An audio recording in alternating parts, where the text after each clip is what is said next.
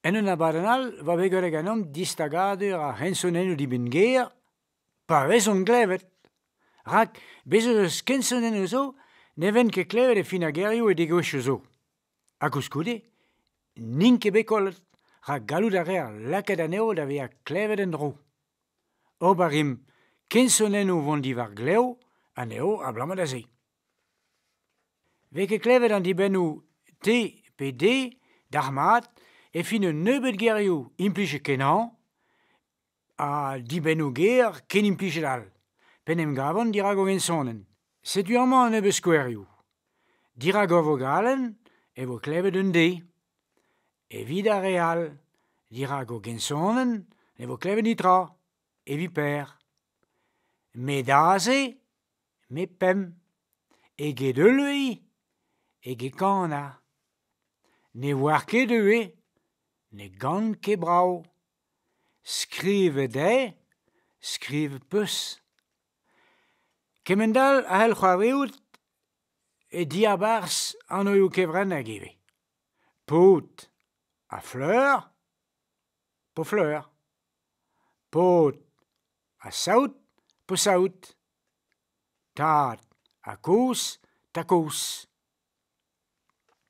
Pennem gaf a rensonennoù L pe R e fin a gerioù, hag o gensonen all dirazo, ve ket klevet a rensonennoù mat ar mat. Gwir an drama, goude rensonennoù tarzh dreist-holl.